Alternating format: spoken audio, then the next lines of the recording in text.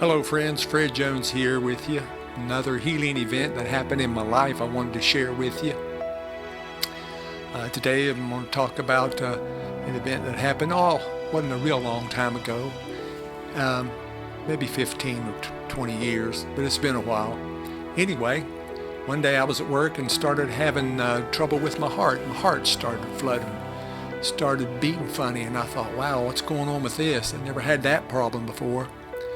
So I didn't think much about it. Went home and prayed about it. Kept going, week, 2 weeks, 3 weeks, still doing the same thing. And like always, I called my sister and told her, and she said, well, you need to call your doctor and tell him. And so I said, okay, I will. And I called the doctor, and he ordered me to have some tests run at the hospital. So I went to the hospital and had tests. I thought it wouldn't take very long, but it did. It took 3 days. They ran tests on me for 3 days. The contrast, the MRIs, the X-rays, all the things that they do, and the blood work. It was a lot. I've never seen so many machines. And at the end of that time, they gave all that information back to my doctor, my personal doctor, and I was at work believing for a good report. You know how you pray and believe for a good report? That's what I was doing. And so my doctor was to call me on a Friday night, so it was Friday night and the phone rang. I picked up the phone. It was my doctor, and he said, Fred? And I said, yeah. He said, listen, he said, I've got some bad news for you. And I said, what? He said, yeah. He said, looks like the whole backside of your heart's blowed out. He said, you've had a massive heart attack. He said, listen, I've already scheduled you to be in the hospital in the morning at 4 o'clock.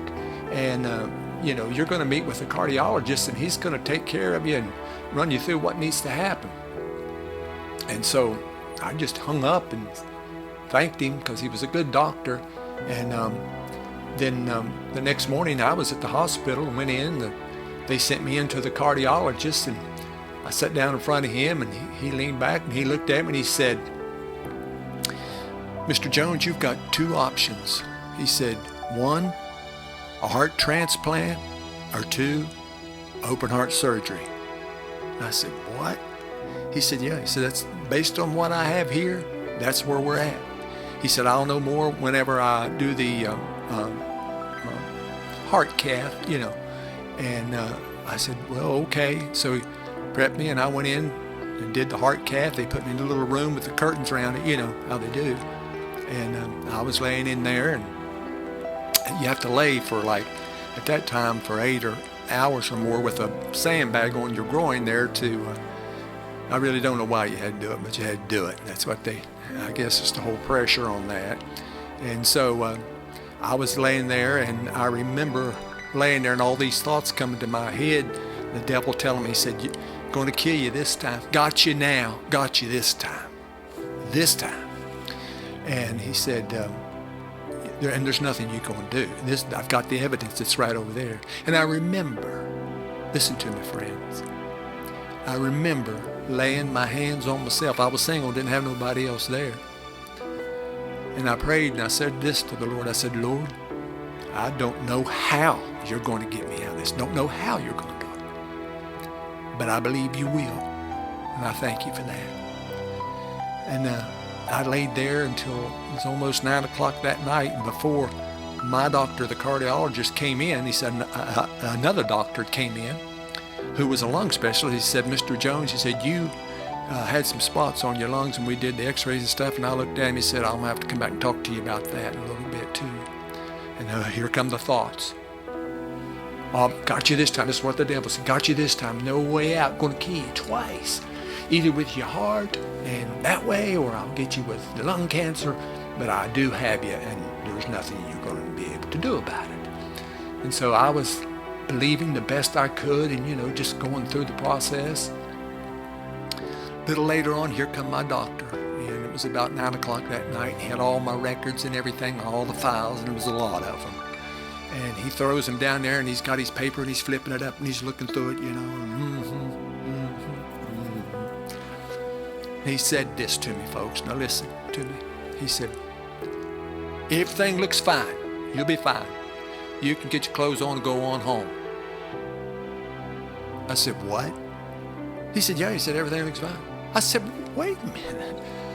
Wait a minute. I thought you said that I had to have a heart transplant or some kind of heart work, open heart surgery. He said, I know. He said, it's all right here. He said, I got all that. He said, but I'm telling you, I looked at your heart. I did the heart cath. There ain't nothing wrong with you. Ain't nothing wrong with your heart. It looks fine. Maybe a little blockage in one little area. You can take a baby aspirin if you want to. Other than that, you can go on home and poof, man, he was gone. And never seen him again. Never seen him since, matter of fact. And then it was just about 5 minutes later, and I was getting my clothes on. And this other doctor came in, stuck his head through the curtains and said, Mr. Jones, said, those spots on your lungs and stuff, well, I think it was just where you had a little touch of pneumonia. You'll be fine. You're going home. Poof, he's gone. And there I am in my little curtain there and putting my clothes on and nobody's around. And I just left and went home. See, God is faithful to his word. You might be asking or wondering, well, you must have great faith. No, I didn't have great faith. I know that. I used what faith I had. I don't know how much it was, and I just don't know. But I believe God would get me through it somehow. And I didn't know how. And I believed the best I could. I don't think it was that good. But anyway, God made up the difference and brought me through that. Friend, and he'll bring me through that. He'll bring you through whatever situation or whatever the attack the devil's got going on in your life. Listen, God will never fail you.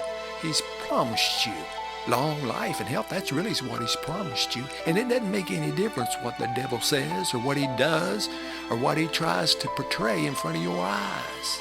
Trust in the Lord with all your heart. Lean not to your own understanding. In all your ways acknowledge him and he'll direct your path. The Lord's faithful. He won't fail you. You trust him, you believe him, and he will see you through. Amen.